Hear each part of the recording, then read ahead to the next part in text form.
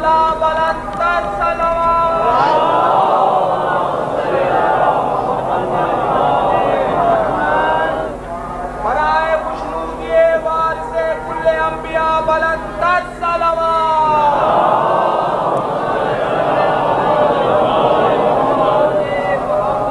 اللہ الرحمن الرحیم۔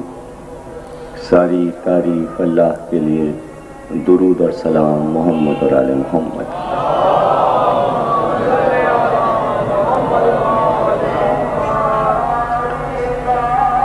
1420 ہجری کے عشرہ محرم کی شاہ نجف میں 10ویں تقریر آپ حضرات سماعت فرما رہے ہیں۔ کل آخری تقریر شام غریبہ کی اس عزاخانے میں شام کو منعقد ہوگی۔ چونکہ سلسلے کی عشرے کی آخری مجلس ہے، اس لیے ہم شکریہ تو کیا ادا کریں آپ کا کہ اتنی محبت سے آپ کا آنا اور فضائل اور مصائب میں کشادگی دل اور کھلے ہوئے پھول کی طرح خوبصورت ذہن کے ساتھ آپ کا ان تقریروں کو سننا، محفوظ کرنا، اور خوشی کی بات محسوس ہوئی کہ خاصی تعداد میں ماشاءاللہ بچوں اور جوانوں نے پہنچ کر وقت کے ساتھ ان مجالس میں حصہ لیا۔ انتظامیہ کا شکریہ اور ٹرسٹیز کی طرف سے شاہ نجف کے تمام ٹرسٹیز آپ کے شکر گزار ہیں، اور اسکاؤٹس کے بھی شکر گزار ہیں، اور حکومت کی طرف سے جو انتظامات مارٹن روڈ کے امام باڑے کے چاروں طرف سرکاری انتظامات تھے، اس کا شکریہ بھی ٹرسٹیز نے ادا کیا ہے کہ حسین کے غم کا احترام حکومت نے کیا اور بہت اچھا انتظام کیا۔ اللہ سب کو خوش رکھے، آپ کو بھی خوش رکھے، اور آپ کی دعاؤں کو اللہ اسی وسیلے سے قبول کرتا رہے، اور اسی طرح مجلسوں کی بہار بنے رہیں۔ آپ کے دم سے یہ مجلسیں، یہ محفلیں اور یہ بہاریں ہیں۔ کہاں منصب اتنا بڑا دنیا میں کسی کو ملا کہ وہ اپنی زبان سے یہ کہہ سکے دم ہما دم علی علی۔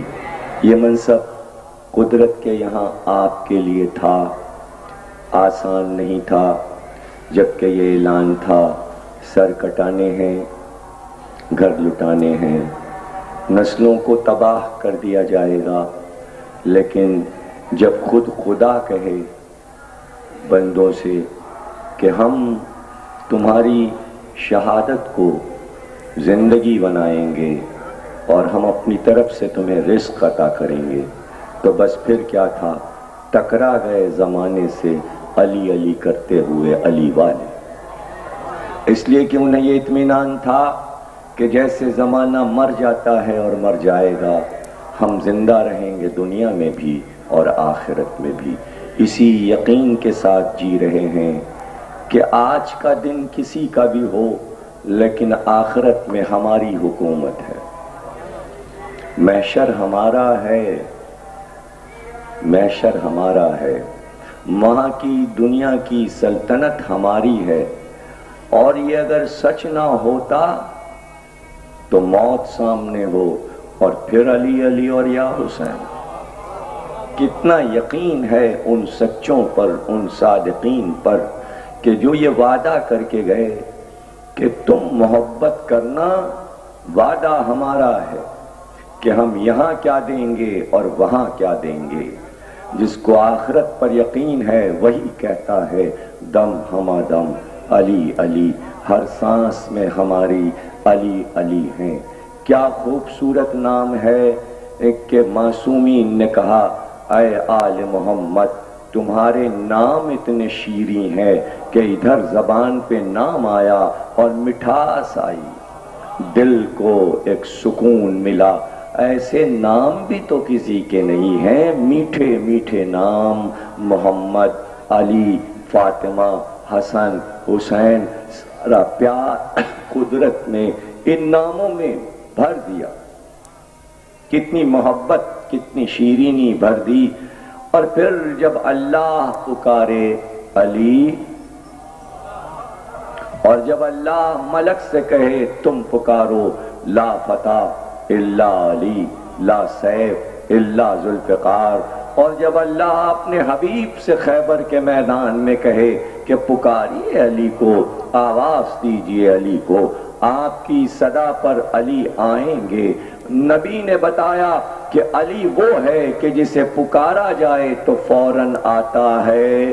اس دن سے ہمیں اپنے نبی پر اتنا یقین ہے کہ نبی نے یہ دکھا دیا کہ دیکھو ہم علی کو پکارتے ہیں تو وہ آ جاتے ہیں، اب تم بھی جب پکارو گے تو وہ آ جائیں گے۔ ہم نے جب بھی علی کو پکارا وہ آ گئے، وہ قریبی ہی ہوتے ہیں۔ پکار کے صدق دل سے کوئی دیکھے، یہ علی علی کے نعرے اسلام کو زندہ رکھے ہوئے ہیں۔ نبی نے بتایا کہ اگر علی نہ آتے تو خیبر کبھی فتح نہ ہوتا، بہت مشکل تھا سازشی یہودیوں سے جیت جانا، اور ان قلعوں کو فتح کرنا آسان نہیں تھا۔ ایسے ایسے قلعے تھے ساتھ کہ قلعہ قموس خود خیبر کا وہ قلعہ تھا کہ جس کا دروازہ وہ تھا 80 آدمی مل کر کھولتے تھے اور 80 آدمی مل کر بند کرتے تھے۔ جو پتھر سے بنایا گیا تھا اس دروازے کو بھی ایک آدمی ہلا نہیں سکتا تھا، اور قلعہ بند تھا۔ اب اندر کون جائے، اس دروازے کو کون توڑے کہ یہودی باہر نکلے؟ یہ علی تھے کہ جنہوں نے اپنا علم پتھر پہ گاڑ دیا، اور حارث مقابل آیا تو اس کے گرز کو ذوالفقار سے 2 ٹکڑے کر کے حارث کو بھی قتل کیا۔ حارث کے بعد انتر مقابل آیا، یاسر مقابل آیا، لیکن علی کے ایک ایک وار کے تھے۔ مرہب بہت بہادر تھا، اس کی بہادری پر یہودیوں کو بہت ناز تھا۔ وہ جو آیا تو زرہ بختر پہنے ہوئے، لیکن زرہ پر زرہ پہنے ہوئے، خود پر خود پہنے ہوئے، اور خود پر پتھر کا ٹکڑا یوں رکھا تھا کہ اگر تلوار پڑے بھی تو تلوار کی دھار مڑ جائے مگر مرہب کا سر کوئی کاٹ نہ سکے۔ کس طرح سج کر میدان میں آیا تھا، لیکن جب علی کے مقابل آ گیا وہ، اور جب یہ پوچھا جانے لگا تیرا نام کیا ہے اور میرا نام کیا ہے، مرہب نے اپنا نام بتایا، مرہب نے اپنا نام بتایا، اور علی نے جواب میں یہ کہا میں وہ ہوں جس کی ماں نے اس کا نام حیدر رکھا ہے۔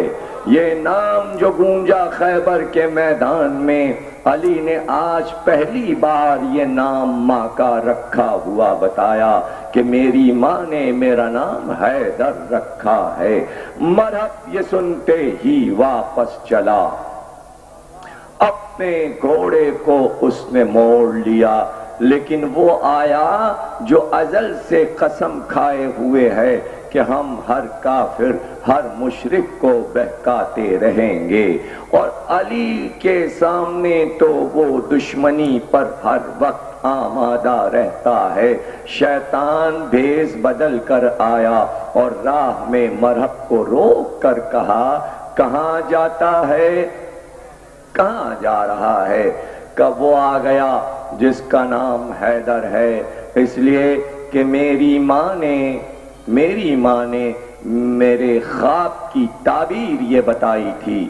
میں نے بچپن میں یہ خواب دیکھا تھا کہ شیر نے مجھے پھاڑ کے 2 ٹکڑے کر دیا۔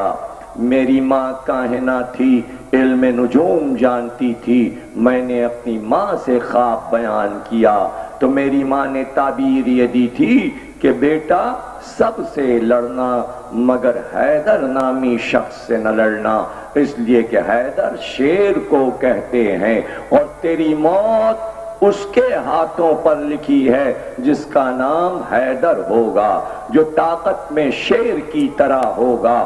تو مجھے اپنے ماں کی بات یاد آئی ہے، اس لیے میں واپس جا رہا ہوں۔ ماں کافرہ ہو، ماں مشرکہ کیوں نہ ہو، ماں وہی ماں ہے جو اپنے بیٹے سے یہ کہے کہ حیدر سے جنگ نہ کرنا، حیدر سے نہ لڑنا۔ وہ مرہب کی ماں تھی، یہودن تھی، لیکن اس نے بھی یہ سمجھا دیا بیٹے کو کہ حیدر سے لڑنا آسان نہیں ہے، حیدر سے دشمنی لینا آسان نہیں ہے۔ شیطان نے کہا صحیح ہے، تو نے خواب دیکھا ہوگا، تیری ماں نے تعبیر دی ہوگی، لیکن ایسا کر کہ یہ بھی تو سوچ لے کہ حیدر نام کے بہت سے لوگ ہو سکتے ہیں، ہو سکتا ہے یہ جوان کوئی اور ہو اور اس کے ہاتھ پر تیری موت نہ ہو، یہ کوئی اور حیدر بھی ہو سکتا ہے۔ اور یہ بھی تو بات ہے کہ اگر واپس جائے گا تو یہودی عورتیں تیرا مذاق اڑائیں گی، بچے تجھ پر ہنسیں گے، ساری زندگی تو نے بہادری میں گزاری ہے، اب کیا اپنا مذاق اڑوائے گا اور اپنا بڑھاپا خراب کرے گا؟ جا ہمت کے ساتھ جا کر لڑ۔ واپس چلا اور پھر علی کے مقابل آیا، لیکن یہ معلوم ہو گیا خیبر میں کہ حیدر سے لڑنے وہی آتا ہے جو شیطان کا بہکایا ہوا تھا۔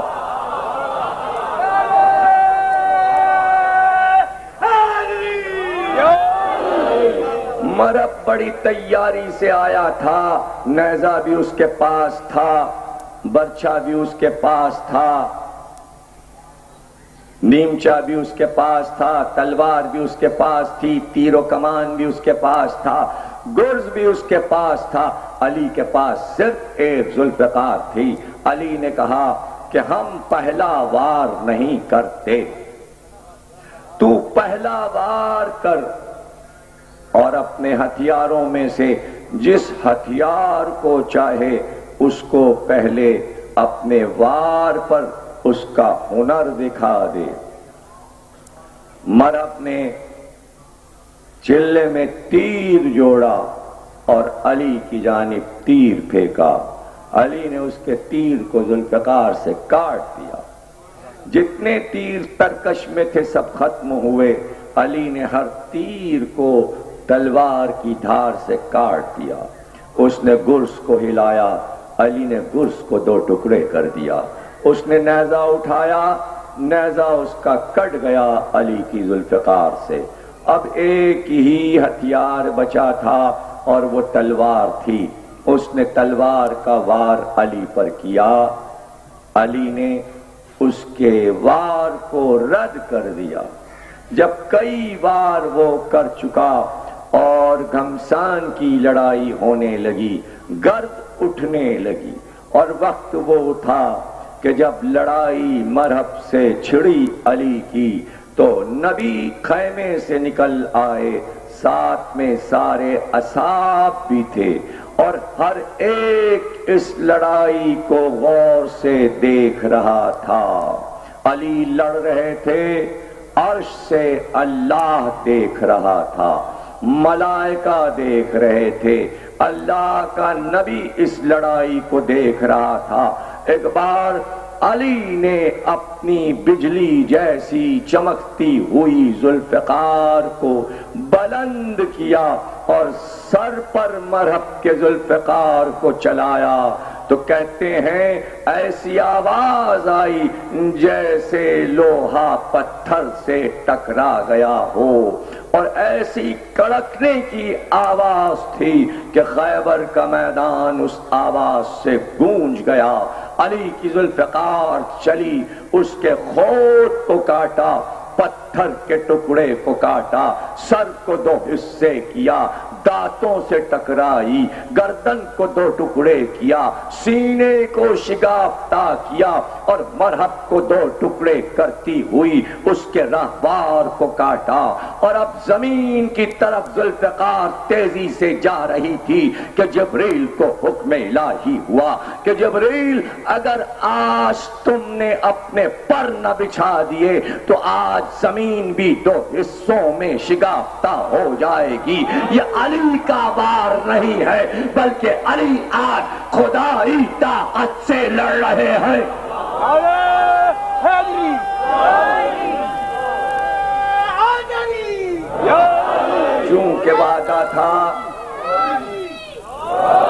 چونکہ وعدہ تھا کہ خیبر آج کا مل کرنا ہے تو میں نہیں چاہتا کہ تشنگی رہ جائے۔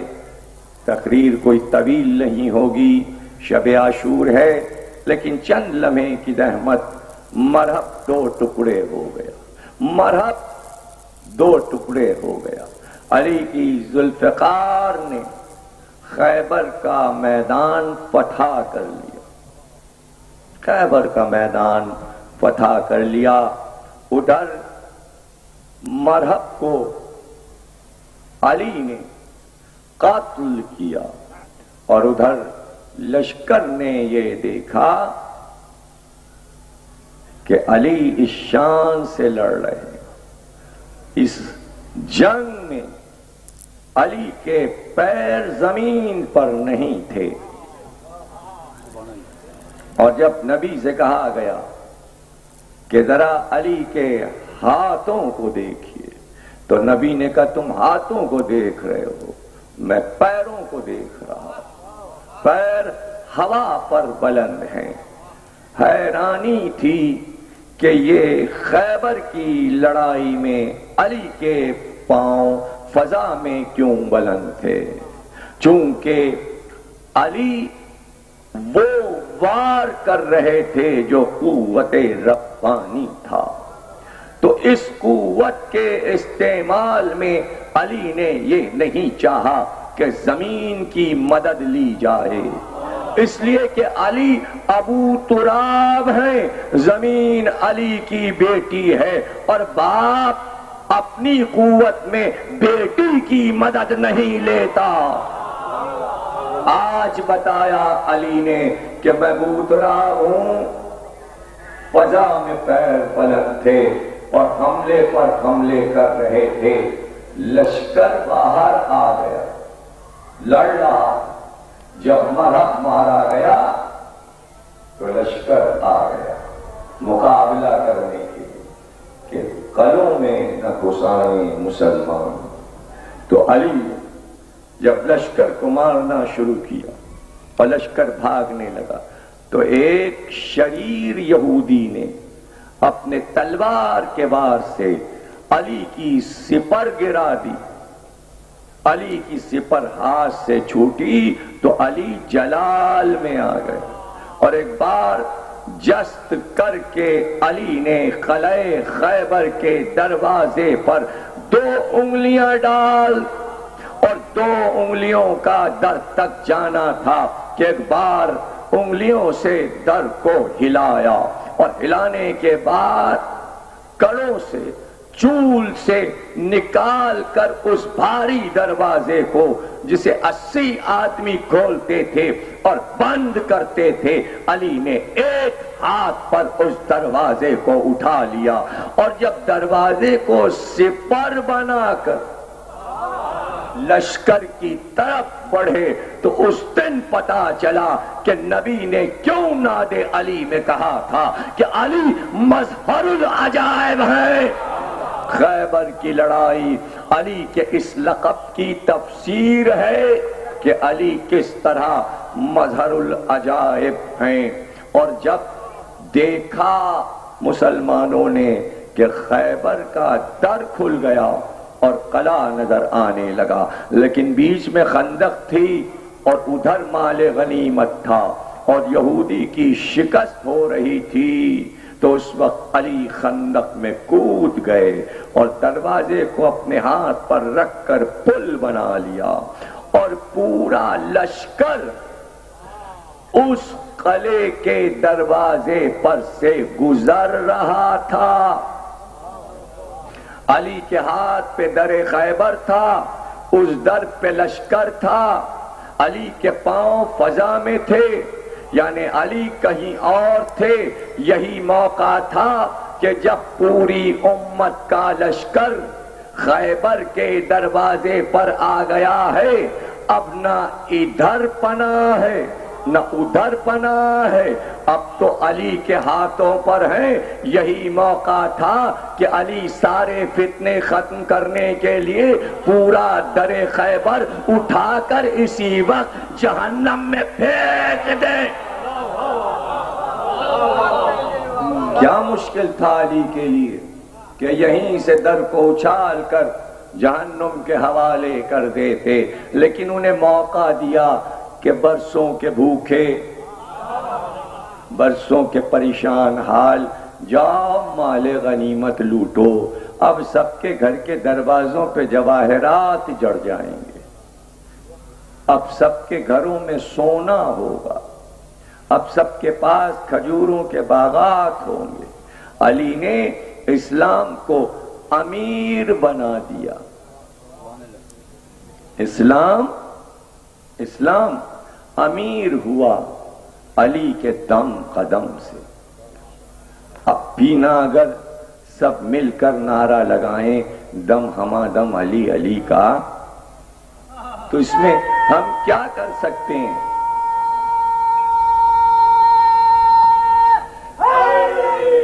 یہ علی کا احسان بھول جائیں لوگ اور علی کا نعرہ نہ لگائیں تو ہم کو تو خیبر میں سے کچھ بھی نہیں ملا، مگر پھر دم ہما دم علی علی، اس لیے کہ علی نے یہودیت کے سر کو توڑ کر اسلام کے بول کو بالا کیا۔ خیبر نام ہے علی کی فتح کا۔ کہتے ہیں کہ جب خیبر فتح ہوا تو تمام مسلمانوں نے مل کر خیبر کے دروازے کو ہلانا چاہا، تو پورا لشکر مل کر بھی اس دروازے کو ہلا نہیں سکا۔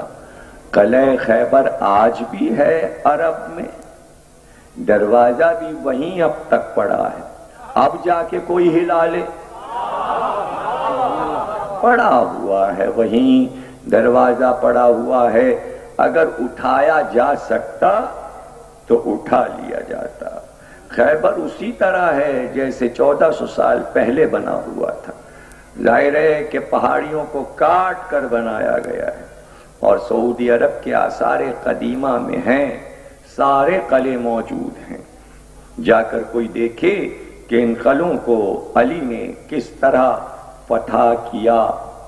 جب مال غنیمت لٹ چکا اور حی بن اخطب سردار یہودی کی بیٹی جناب صفیہ بھی اسیروں میں آئیں، تو ان کی پیشانی پر ایک زخم تھا۔ رسول خدا نے پوچھا کہ یہ پیشانی پہ زخم کیسا ہے؟ کہ ہم اپنے قلعوں میں تھے اور ہم تخت پر بیٹھے ہوئے تھے، جب آپ کے بھائی علی نے قلعہ خیبر کے دروازے کو ہلایا تو ہمارا قلعہ لرزنے لگا۔ اس وقت ایسا زلزلہ آیا کہ ہم منہ کے بل زمین پر گر گئے۔ یہودیت کو سجدہ کروانے والا ہے علی۔ ایک قلعہ خیبر نہیں فتح ہوا ہے، اس میں ہزاروں مسائل ہیں، اور آپ یہ کہیں کہ خیبر کی لڑائی نہ پڑھو۔ کیوں نہ پڑھو؟ اگر آپ یہودیت سے جیتنا چاہتے ہیں، چاروں طرف سے مسلمان یہودیت سے گر چکے ہیں، تو آپ کو خیبر ہی یاد کرنا چاہیے کہ یہودیت سے جیتا کیسے جاتا ہے۔ اس لیے خیبر کو بار بار سبق میں پڑھیں، اپنے بچوں کو یاد کرائیں اور اگر کوئی کبھی آپ سے یہ بحث کرے کہ خیبر نہ پڑھو، خیبر پڑھنے کا کوئی فائدہ نہیں، تو اس کو ایک جواب دیجئے گا کہ 7 ہجری میں خیبر ہوئی تو جناب سیدہ 7 ہجری سے جب تک حیات رہیں 11 ہجری تک روزانہ بچے جب ماں کے پہلو میں لیٹتے تو کہتے اماں ہمیں خیبر کا قصہ سنائیے۔ حسن اور حسین کو لوری میں زہرا نے خیبر سنایا ہے، سلسلہ رکا نہیں، قسم کھا کر آپ کو بتا رہا ہوں کہ زہرا سے پوری خیبر سن کر زینب نے زبانی یاد کر لیا تھا۔ بعد نبی بعد زہرا بچوں کو گھر کے جمع کر کے روزانہ علی اکبر، قاسم اور محمد کو جناب زینب مار کے خیبر سناتی تھی۔ سنت زینب ہے، سنت فاطمہ زہرا ہے خیبر سنانا۔ بچے مچل مچل کے کہتے اماں کیسے لڑے ہمارے نانا خیبر، اور جب سناتی جناب زینب اسے میر انیس نے نظم کیا، لشکر نے 3 روز ہزیمت اٹھائی جب، جناب زینب بچوں سے کہہ رہی ہیں میر انیس کے مرثیے میں، لشکر نے 3 روز ہزیمت اٹھائی جب، قتل کر کے مرحب کو بڑا وہ شیر رب، در بند کر کے قلعے کا بھاگی سپاہ سب، اکھڑا وہ یوں گراں تھا جو در سنگے سخت سے جس طرح توڑ لے کوئی پتا درخت سے، اس طرح توڑ لے کوئی پتا درخت سے۔ جناب زینب بچوں کو خیبر سناتی۔ یہی وجہ ہے کہ جب زہرا نے حسن اور حسین کو لوری میں خیبر کی جنگ سنائی تو علی کا بیٹا حسین کربلا میں یوں لڑا کہ علی کی لڑائیاں عرب والے بھول گئے، پھر حسین کی لڑائی یاد ہے۔ وہ جنگ کربلا میں حسین نے کی ہے، اس وقت جنگ کی ہے، نہ لشکر تھا، نہ کوئی ساتھی تھا، نہ کوئی جوان تھا، نہ کوئی بوڑھا تھا، ایک اکیلے نے 30 لاکھ کے لشکر کو کوفے تک بھگایا ہے۔ وہ جنگ حسین ابن علی نے کی ہے، رات حسین کی ہے، کل کا دن حسین کا ہے۔ کچھ زیادہ پڑھنے کی ضرورت نہیں، بس چاہتا تھا کہ کچھ معلومات بچوں اور جوانوں تک محفوظ ہو جائے۔ حسین تنہا ہو گئے، اکبر کا لاشا اٹھا چکے، عباس کا لاشا اٹھا چکے۔ فرات پر عباس کے لاشے کو یہ کہہ کر رکھ دیا، عباس تمہاری وصیت ہے کہ لاشا خیمے میں نہ جائے، تو میرے بھائی اب قیامت تک تم یہیں آرام کرو گے۔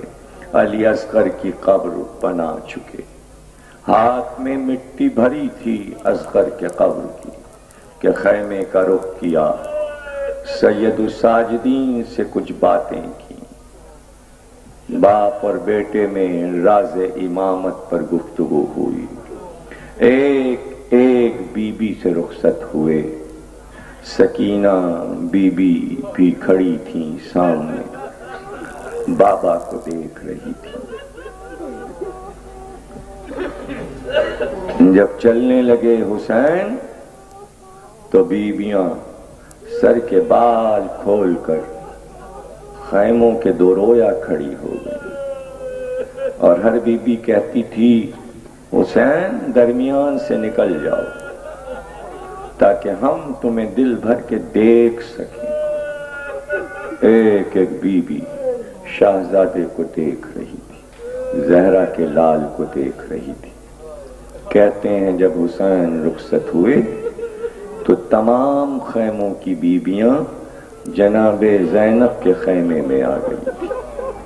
بہت مشکل منزل، بہت سخت منزل، ایک ایک بچے کو جمع کر کے जनाब ज़ैनब को देखा और कहा कि बहन ये सब तुम्हारे हवाले। फिज़ा कहती है कि भाई बहन को लिए हुए एक तन्हाई के गोशे में जाकर बैठ गया। भाई और बहन में जाने क्या राज की बातें हुई, लेकिन फिज़ा ये कहती है कि इतना हमने देखा कि जब बातें करने हुसैन ज़ैनब को ले गए थे तो हुसैन आगे चल रहे थे, ज़ैनब पीछे पीछे चल रही थी, लेकिन जब भाई और बहन वापस आए तो ज़ैनब आगे चल रही, हुसैन पीछे चल रहे। गोया काफले की सरदारी भाई ने बहन के सिपुर्द कर दिया, और शायद बहन आगे इसलिए चल रही है कि हुसैन ये देखना चाहते हैं, ज़ैनब जरा इमाम के आगे चलकर बताओ तो काफला लेकर कैसे शाम तक जाओ। बहुत राज की बातें हैं कि खेमे में क्या बातें हुई, किस तरह हुसैन रुखसत हुए। रावी ने बस इतना देखा कि जब हुसैन खेमे से रुखसत होकर बाहर आए और ज़ैनब ने जब भाई को घोड़े पे सवार किया और हुसैन ने चाहा कि घोड़े को आगे बढ़ाएं तो घोड़े ने आगे चलने से इनकार कर, घोड़े ने अपनी गर्दन से इशारा किया। हुसैन ने झुक कर देखा तो मासूम सकीना घोड़ों के सुमों से लिपटी हुई थी। हुसैन घोड़े से कूद, सकीना कह रही थी ऐ अस्पे वफादार बाबा के घोड़े, बाबा को न ले जा, मेरे बाबा को न ले जा। हुसैन ने सकीना को गोद पे उठा लिया, कहा सकीना हमको जाने दो, सकीना हमें जाने दो। तो सकीना कहती है बाबा सुबह से जो गया वो वापस नहीं आया। चचा अब्बास वादा करके गए थे, भैया अली अकबर गए, लेकिन वापस कोई नहीं आया। तो बेख्तियार कहा मुझे जाने दो, शायद मैं तुम्हारे लिए थोड़ा सा पानी ले आऊं। का यही वादा तो चचा अब्बास ने भी किया था, अब तक तो पानी सकीना ने नहीं पाया, अब तक मैं प्यासी हूं बाबा। कहा सकीना पानी पीना चाहती हो, बहुत प्यास है। कहाँ बाबा अगर थोड़ा सा पानी मिल जाता। जिस मकाम पर खड़े थे जमीन पर ठोकर मारी, पानी का चश्मा उबलने लगा। का सकीना कितना पानी पीना है बीबी, सामने पानी है पी लो। लेकिन सकीना पानी पीने से पहले जरा सामने तो देखो। देखा तो करोड़ों इंसान धूप में, खादा रसूल की उम्मत है, ये महशर की प्यास है। सकीना अगर आज इस चश्मे का पानी पी लिया तो ये सब प्यासे रह जाएंगे। कहा नहीं बाबा ये हमसे ज्यादा प्यासे हैं, हमें पानी नहीं चाहिए, ये चश्मा हटाइए। सकीना प्यासी रहेगी। यह हुसैन के बच्चों का किरदार था। चश्मा निगाहों से गायब हो गया। सकीना ने प्यास को पसंद किया कि महशर में उम्मत की प्यास सकीना ने देख ली। कैसी रहमत है सकीना उम्मत के लिए।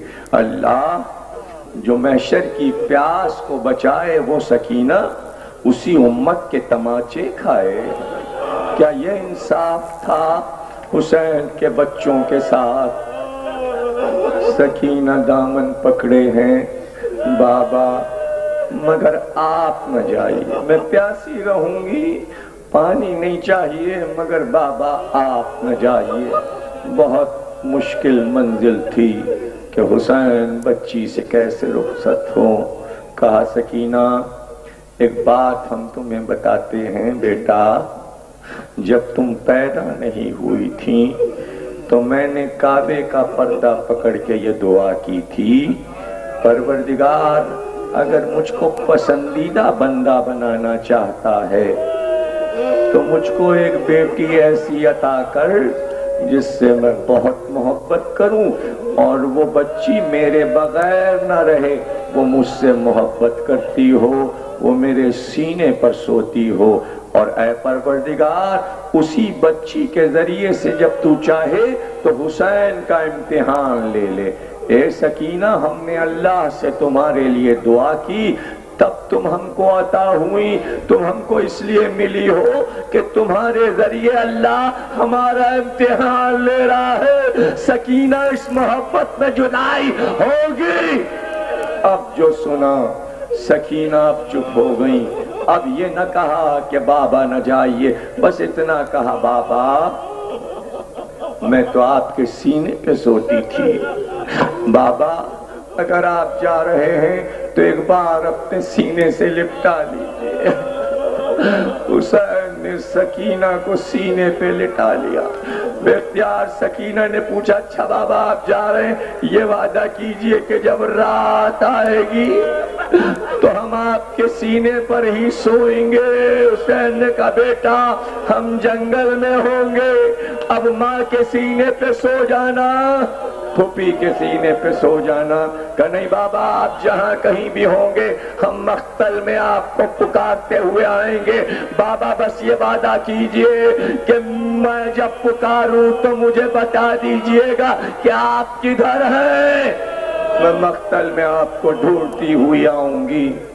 کیسے حسین سکینہ کو زینب کے حوالے کر کے رخصت ہوئے، سواری چلی، میدان میں آئے، خطبہ دیا کہ بتاؤ یہ لباس کس کا ہے جو میں پہنے ہوں، یہ گھوڑا کس کا ہے جس پر میں بیٹھا ہوں، یہ تلوار کس کی ہے جو میرے قبضے میں ہے، کیا تم اس لباس کو نہیں پہچانتے؟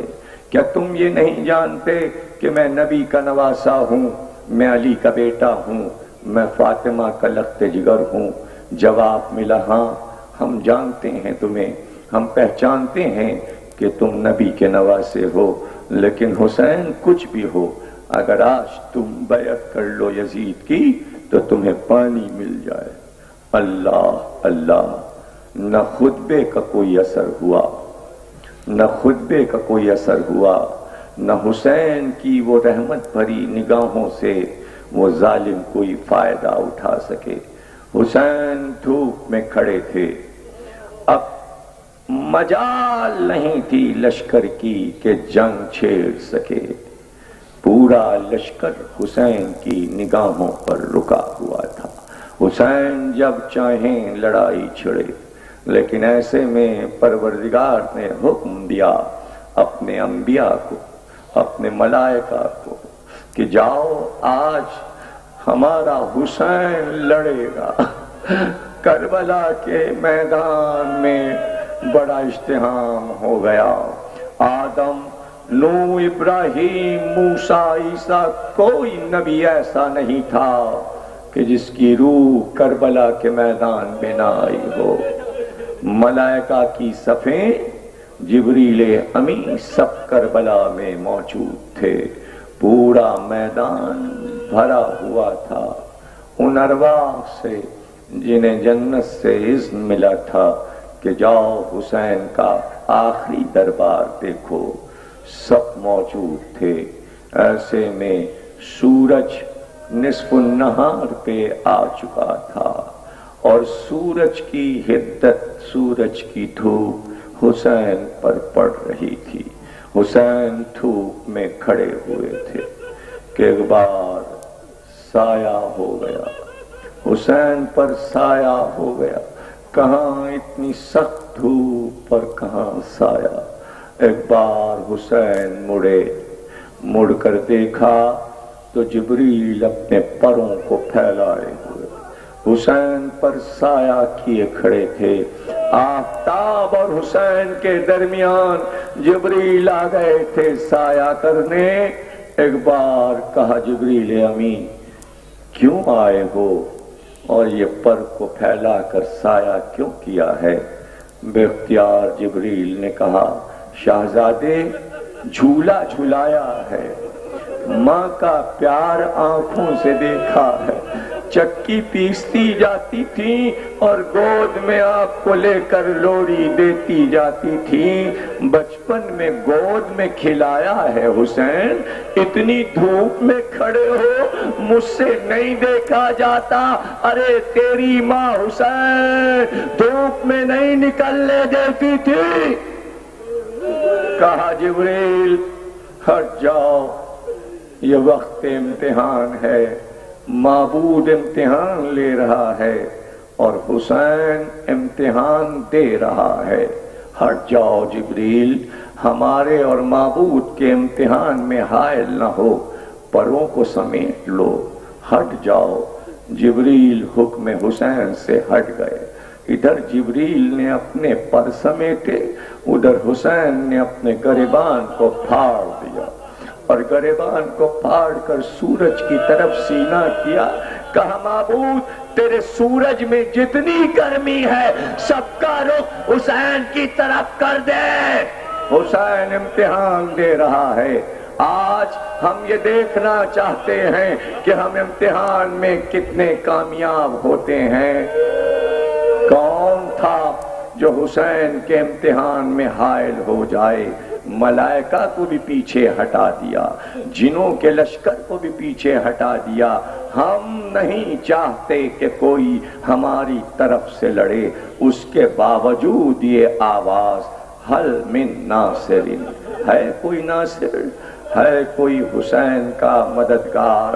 یہ حسین آخری لڑائی کربلا کی لڑ رہے تھے، حسین کے بعد پھر کوئی امام لڑا نہیں، حسین کی جنگ پر جہاد کا خاتمہ ہو گیا، اس دبدبے سے زین کیا روم و شام کو حکم جہاد، پھر نہ ہوا 9 امام کو۔ یہ حسین کی جنگ تھی کہ 9 اماموں کو پھر جہاد کا اذن نہیں ملا، اس شان سے حسین لڑے، لیکن ہر بار حملہ کر کر کے کہتے جاتے ہے کوئی میرا ناصر، ہے کوئی میرا مددگار؟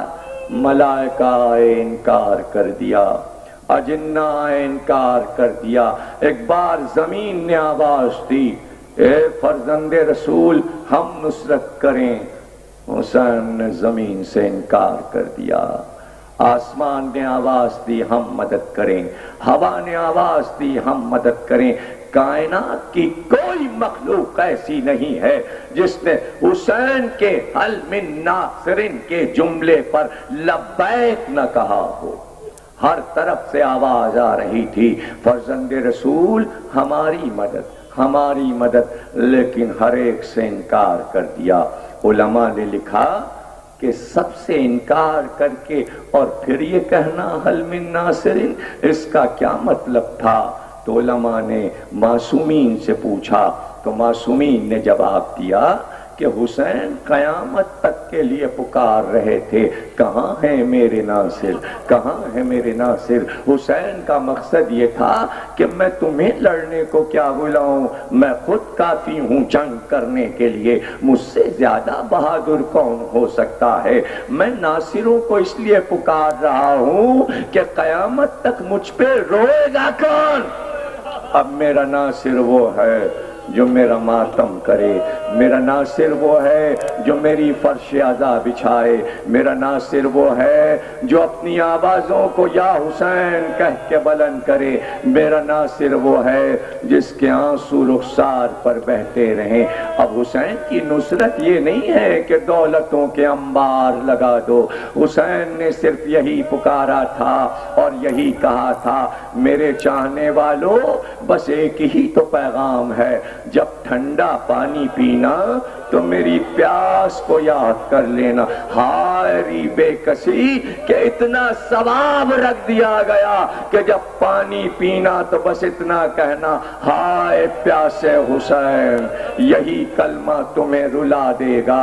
ہاں شب عاشور ہے، سواریاں آ چکی ہیں، سب بیویاں آ گئی ہیں، پرسہ لینے آئی ہیں۔ آپ تیار ہو جائیں کہ پرسہ کیسے ادا کریں گے۔ اس عزا خانے کی آخری شب کی مجلس ہے اور آپ کو حق ادا کرنا ہے، آپ کو جناب سیدہ کو پرسہ دینا ہے۔ میں آپ کو تھکا نہیں رہا ہوں، میں آپ کو موقع دے رہا ہوں کہ آپ یا حسین کس طرح بھی کریں گے مجلس ختم ہونے پر۔ آپ ابھی سینے پر ہاتھ کیسے ماریں گے؟ آپ اپنے آپ کو آمادہ کریں کہ آپ کچھ سن بھی سکیں گے۔ پہلے آپ اپنے آپ میں طاقت محسوس کیجئے تو میں شہادت کی منزل تک آؤں، ورنہ میں تقریر یہیں ختم کر دوں، میرے لیے کوئی مشکل نہیں ہے۔ پہلے پکار کر مجھے بتاؤ تم میں طاقت ہے کہ ماتم کرو گے؟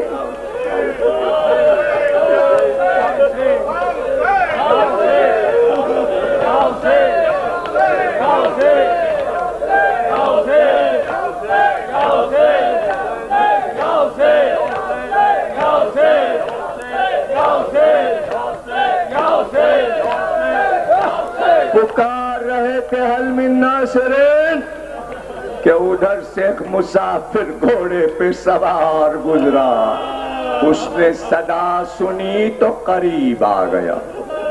قریب آیا تو اس نے یہ دیکھا چاروں طرف لاشیں بکھرے پڑے ہیں اور ایک تنہا زخمی پکار رہا ہے، تھوڑا سا پانی پلا دو، میری مدد کر دو۔ قریب آیا، قریب آ کر کہنے لگا میرے شربے میں پانی ہے، میں مسافر ہوں، میں پانی پلا دوں؟ کہا میں پانی پی کے اب کیا کروں گا؟ تجھے نہیں پتا یہ جوان لاشا جو پڑا ہے یہ میرے بیٹے کا لاشا ہے، یہ لڑتے لڑتے آئے تھے، کہہ رہے تھے تھوڑا سا پانی بابا پلا دیجئے، لیکن میں اپنے بچے کو پانی نہ پلا سکا۔ جس کا جوان پیاسا بیٹا مر جائے وہ بوڑھا پانی پی کر کیا کرے؟ وہ پانی پی کر کیا کرے؟ بے اختیار کہا ہم نے دنیا میں ایسا ظلم نہیں دیکھا کہ جس کے سارے عزیز مار ڈالے گئے ہوں، وہ اکیلا زخمی ہو، وہ اب کسی کے ساتھ کیا ظلم کر سکتا ہے؟ وہ پکار رہا ہے اور یہ پانی نہیں پلاتے۔ تو کہا مسافر ہم تیرا ساتھ دیں گے، ہم تیری مدد کریں گے، اجازت ہے کہ ہم تیری طرف سے لڑیں؟ حسین کہنے لگے اے مسافر کہاں سے آتا ہے؟ کہ ہم بہت دور حلب سے چلے تھے۔ کہاں کا ارادہ تھا؟ کہ ہم قبر علی کی زیارت کو جاتے تھے۔ ہم نجف کے ارادے سے نکلے تھے، لیکن راستے میں جب ہم نجف کی طرف بڑھ رہے تھے تو ہم نے دیکھا چاروں طرف لشکر تھا، ہمارے ساتھ جتنا سامان تھا سب اس لشکر کے سپاہیوں نے لوٹ لیا، اب صرف ہمارا لباس بچا ہے، ہم بابا پر ہے نا علی کے روضے کی طرف جا رہے ہیں۔ کہ وہاں سے کہاں جانے کا ارادہ تھا؟ کہا یہ سوچ کر نکلا تھا پہلے نجف جاؤں گا، نجف کی زیارت کر کے مدینے جاؤں گا۔ کہ مدینے کیوں جانا چاہتا تھا؟ کہ وہاں میرے امام علی کا بیٹا حسین رہتا ہے، میں نے سوچا تھا نجف سے میں مدینے جا کر حسین کی زیارت کروں گا، لیکن میرے کپڑے تار تار ہو گئے۔ جب میں ابھی میدان سے نکلا تو میں نے تجھ کو دیکھا کہ یہ کتنے ظالم لوگ ہیں، تیرے پورے خاندان کو قتل کر دیا، اب تو یہ دل چاہتا ہے کہ تلوار لے کر ان سب کو مار دوں کہ تجھ پر کتنا ظلم کر رہے ہیں۔ تو ایک بار کہنے لگے نہیں نہیں ایسا نہ کر، تو نجف جا اور نجف جا کر میری فریاد بھی پہنچا دینا۔ ایک اور غربت زدہ آپ کو پکار رہا ہے اور تو جلدی جا اپنے گھر، اس لیے کہ تو جب گھر سے چلا تھا تو تو نے اپنی بیٹی سے یہ وعدہ کیا تھا کہ میں جلدی آؤں گا اور تیرے لیے ایک انگوٹھی بھی لاؤں گا۔ وہ گھر پہ تیری بیٹی روز تجھے پکارتی ہے کہ میرا بابا کب آئے گا، تو بے اختیار قریب آ گیا۔ کہ یہ صفت تو کسی نبی میں ہو سکتی ہے، آپ کو کیسے پتا؟ میری ایک بیٹی ہے جس سے میں وعدہ کر کے آیا ہوں، تو بے اختیار کہا اس غم سے میں بھی واقف ہوں۔ میری ایک بیمار بیٹی مدینے میں صغرا میرا انتظار کر رہی ہے۔ ایک بار دوڑ کر قدموں پہ گر پڑا، کہا آپ کو میرے حق کی قسم نام بتائیے آپ کون ہیں؟ آپ تو کوئی بہت بڑے ولی معلوم ہوتے ہیں، یہ تو نہ کہہ سکے کہ شہ مشرقین ہوں۔ مولا نے سر جھکا کے کہا میں حسین ہوں۔ بس یہ سننا تھا، بے اختیار پکارا ارے کون حسین، کون حسین؟ تو فضا میں آواز گونجی زہرا کا نور عین حسین، محمد مصطفیٰ کا نواسا حسین۔ تو مولا میں پہچان گیا آپ حسین ہیں، اب ہم آپ کو چھوڑ کر نہیں جائیں گے۔ ایک بار تلوار لے کر اشقیہ پر حملہ کر دیا، حملے پر حملہ کرتا جاتا اور آگے بڑھتا جاتا۔ لشکر نے گھیرا، اس کی شہادت ہوئی، گھوڑے سے گرا، حسین سرانے آئے، زانوں پہ سر کو رکھا، کہ کیا نظر آتا ہے، کیا نظر آتا ہے؟ کہ مولا علی سامنے کھڑے ہیں، ایک جام کوثر لی اور کہتے ہیں آ جا جلدی تاکہ تجھے، کہ دیکھا تو نے، تو مولا علی کی زیارت کو نکلا تھا، علی نے زندگی میں تجھے زیارت کرا دی، اب تو زائر علی ہو گیا، اب زائر علی ہو گیا۔ آخری حسین کا ناصر بھی حسین کے قدموں پہ سر رکھ کے دم توڑ گیا۔ حسین تنہا ہو گئے، اب حسین کا کوئی مددگار نہیں تھا۔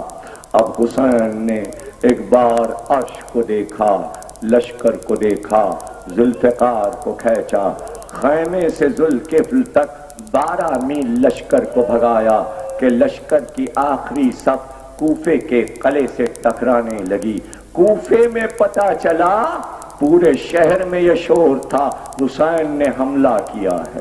حسین کے حملے کا چرچا شہروں شہروں میں پھیل گیا کہ یوں لڑے ہیں 30 لاکھ سے حسین کہ ایک تنہا نے اس طرح لشکر کو زیر کیا، لشکر کو بھگا کر ذوالکفل تک جاتے اور ذوالجناح پر واپس آتے اور بار بار واپس آ کر زینب کے خیمے کو چاروں طرف سے دیکھتے۔ خیمہ محفوظ ہے نا، میری بہن کا خیمہ محفوظ ہے نا۔ جب تک حسین لڑتے رہے کسی کی مجال نہیں تھی جو بیویوں کے خیمے کی طرف آنکھ اٹھا کر دیکھ سکتا۔ حسین لڑ رہے تھے، اتنے سر کٹے کہ کربلا کے میدان میں لاشوں کے ڈھیر لگ گئے۔ لڑتے لڑتے ایک بار حسین نے ساتھ دیکھی، آسمان کا رنگ دیکھا۔ جیسے ہی آسمان کا رنگ دیکھا، ایک بار ذوالفقار کو نیام میں رکھا، کان میں ایک آواز آئی تھی، بس آئے حسین بس، سجدہ عصر کا وقت آ گیا۔ تلوار کا نیام میں رکھنا تھا کہ چاروں طرف سے تیر چلنے لگے، نیزے چلنے لگے۔ حسین زخمی ہوتے چلے، زخمی ہوتے چلے، اتنے زخمی ہوئے کہ کبھی پیشانی پہ تیر لگا، کبھی بازو پہ تیر لگا، لیکن پیشانی کا تیر وہ تیر تھا کہ جب لہو بہنے لگا تو حسین پہ غشی طاری ہونے لگی۔ ایک بار حسین نے اپنے دونوں ہاتھ ذوالجناح کی گردن میں ڈال دیے اور کان میں آہستہ آہستہ کہنے لگے، اے اسپِ وفادار، تجھے میں نے جگہ دکھا دی ہے، وہی نشیب جہاں سے رات کو میری ماں فاطمہ کی آواز آ رہی تھی مجھ کو وہاں پہنچا دے، وہی میری آخری منزل ہے۔ ذوالجناح حسین کو سنبھالے ہوئے اس مقام پر آیا جسے آج نشیب کہتے ہیں۔ جب آپ روضہ حسین میں داخل ہوں تو آپ کو ایک سبز پتھر ملے گا جس پر سرخ نشان ہے، وہی مقتل حسین ہے۔ قبر سے قریب جو جگہ ہے اسے مقتل کہتے ہیں، وہ حسین کی قتل گاہ ہے۔ وہیں گھوڑے نے اتارا، لیکن ایک بار گھوڑے نے چاروں طرف دیکھا، پورے صحرا کو دیکھا، جہاں ریت کا ایک ٹیلا تھا اس کے قریب گیا اور جا کر آہستہ آہستہ بیٹھنا شروع کیا۔ یہاں پر مقتل کی 3 روایتیں ہیں اور میں سمجھتا ہوں کہ سب عجیب و غریب ہیں۔ جب حسین گھوڑے پہ ڈگمگانے لگے تو علماء کہتے ہیں کہ اللہ نے زمین کربلا کو حکم دیا کہ پشت فرس تک بلند ہو جا، میرا حسین زمین پر گرنے نہ پائے۔ اے زمین کربلا، اے مقتل کی زمین اتنی بلند ہو جا کہ حسین کو اپنی آغوش میں لے لے۔ ایک روایت یہ ہے کہ جب حسین گرنے لگے تو زمین سے 2 کانپتے ہوئے ہاتھ بلند ہوئے، آواز آئی حسین میرے ہاتھوں پہ آ جا، نانا تیرا انتظار کر رہا ہے۔ اور تیسری روایت یہ ہے کہ ذوالجناح نے ریت کے ٹیلے پر آہستہ سے اتارا تاکہ حسین کے جسم کے تیر زمین کی ضرب سے جسم میں پیوست نہ ہو جائیں۔ حسین کا آخری ناصر، حسین کا بڑا مددگار تھا، اور ایک بار حسین کو آہستہ سے اتار کر حسین کے ہاتھ سے ذوالفقار چھوٹ کر دور گر گئی تھی۔ ایک بار ذوالجناح دوڑتا ہوا گیا، اپنے دانتوں سے ذوالفقار کے دستے کو پکڑ کے ذوالفقار کو اٹھا کر حسین کے ہاتھ کے پاس لایا، پھر اپنی لجام کو حسین کے ہاتھ پر رکھا اور ایک بار اپنے منہ سے حسین کی پشت کو ملنے لگا اور پکار پکار کے کہہ رہا تھا، آقا لشکر قریب آ رہا ہے، اٹھیے آقا لشکر قریب آ رہا ہے، یہ تلوار ہے، یہ لجام ہے میری، پھر مجھ پر سوار ہو جائیے اور آگے بڑھ کر ان اشقیاء کو قتل کیجئے۔ لیکن جب اس نے دیکھا میرا مالک ہوش میں نہیں آتا اور لشکر قریب آتا جا رہا ہے تو ایک بار حسین کا طواف کرنا شروع کیا، حسین کے گرد ذوالجناح نے گھومنا شروع کیا اور ایک بار حسین کا طواف کرتا جاتا اور لشکر کو دیکھتا جاتا۔ جب اس نے دیکھا کہ لشکر قریب آ گیا اور میرا حسین اکیلا ہے تو ذوالجناح نے لشکر کی طرف حملہ کر دیا، چاروں طرف دائرے کی شکل میں لڑ رہا تھا۔ کتنا بہادر تھا ذوالجناح، آج اس کا نام جلوسوں میں رہ گیا۔ یوں حسین کی مدد کی، جو قریب آ گیا اسے ٹاپوں سے کچل دیا۔ 250 آدمی ذوالجناح نے اپنے دانتوں سے کھینچ کھینچ کر سموں میں ان کو کچل دیا، لیکن حسین کے قریب کسی کو نہیں آنے دیا۔ ایک بار سب نے کہا جب تک یہ قتل نہیں ہوگا تب تک ہم حسین کو مار نہیں سکتے، جتنے تیر و کمان والے ہیں اس گھوڑے پر تیر برسائیں۔ تو ایک بار پکار کر ابن سعد نے کہا خبردار، یہ رسول اللہ کا گھوڑا ہے، ہم کو زندہ چاہیے، اس پر تیر نہ برسائے جائیں۔ کون جا کر کہے کہ نبی کے نواسے پہ تیر برسیں اور گھوڑے کو بچانے؟ اتنا احترام ہے رسول کا کہ ان کے سواری کے گھوڑے کو چاہتا ہے کہ اس پر تیر نہ برسائے جائیں۔ عمر سعد نے کہا اس کو گرفتار کرو، چاروں طرف سے اس پر رسیاں ڈال دو، رسیاں پھینکو اور اس کو گرفتار کر کے لاؤ۔ لیکن جب رسیاں پھینکی گئیں تو ذوالجناح نے رسیاں توڑا کر ایک بار صحرا میں ایک طرف بھاگنا شروع کیا، بھاگتے بھاگتے جاتا آگے اور چٹانوں پر اپنے قدموں کو مارتا جاتا اور صیحہ کرتا جاتا، روتا جاتا، چیختا جاتا اور ماتم کرتا جاتا۔ سید الساجدین نے بتایا تھا اپنے اصحاب کو کہ ذوالجناح نے یوں حسین کا ماتم کیا جیسے ایک ماں اپنے جوان لال کے لاشے پر ماتم کرتی ہے۔ ارے جانور رو رہے تھے، انسان کیا حسین کو نہیں روئے گا؟ یہ واقعہ ایسا ہی ہے کہ جب بھی سنو تو تازہ ہے، جب بھی سنو تو تازہ ہے۔ کچھ دیر نہ گزری تھی کہ لشکر والوں نے حسین کو گھیر لیا، ابھی تک باجے ساکت تھے، لیکن کچھ دیر گزری تھی کہ ایک بار سے آندھی اٹھنے لگی، کربلا کی زمین تھرانے لگی۔ آخری جملہ ہے تقریر کا، اور تم اس طرح بیٹھے ہو جیسے پہلی محرم کو آج تم امام باڑے میں آئے ہو، یہ قیامت کی رات ہے۔ میری طرف دیکھو، اگر نہیں سیکھو گے تو بہت پچھتاؤ گے۔ اب ضمیر اختر کے بعد تمہیں کوئی سکھائے گا نہیں کہ عاشور کی شب کیسے منائی جاتی ہے۔ ادھر دیکھو میری طرف، اپنے دونوں ہاتھوں کو اٹھاؤ، کبھی اس طرح کرو ہائے حسین ہائے حسین ہائے حسین ہائے حسین، اور کبھی ایسے کرو ہائے حسین ہائے حسین ہائے حسین ہائے حسین۔ سیکھو سیکھو سیکھو، ایسا کرو تاکہ سیدہ تم سے خوش تو ہو۔ کیا دیکھنے آئی ہے زہرا؟ کیا تمہارے سادے چہرے دیکھنے آئی ہے؟ تمہارا ماتم دیکھنے آئی ہے، تمہارا گریہ دیکھنے آئی ہے، رومال لے کر آئی ہے، آنسو لاؤ۔ چپ نہیں ہو، نہیں نہیں نہیں، یہ طریقہ نہیں ہے۔ ہم چپ ہو جائیں تو تم بھی چپ ہو جاؤ گے۔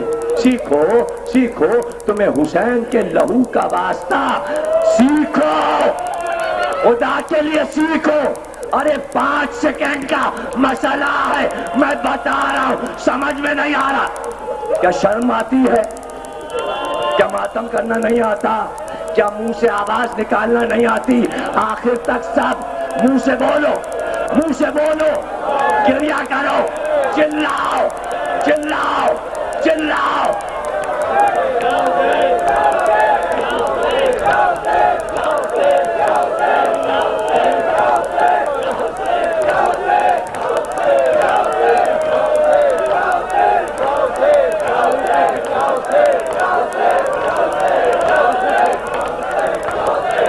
ایک بار جب زمین ہلی تو زینب نے کہا سید سجاد ہوشیار قیام سے، اور ایک بار چادر اوڑھ کر اب جو مقتل میں چلی تو آواز آئی، ارے نبی کی نواسی آ رہی ہے، نبی کی نواسی آ رہی ہے۔ اور ایک بار زینب زمین پر 2 زانو بیٹھی اور لاش حسین کو ہاتھوں پہ اٹھایا۔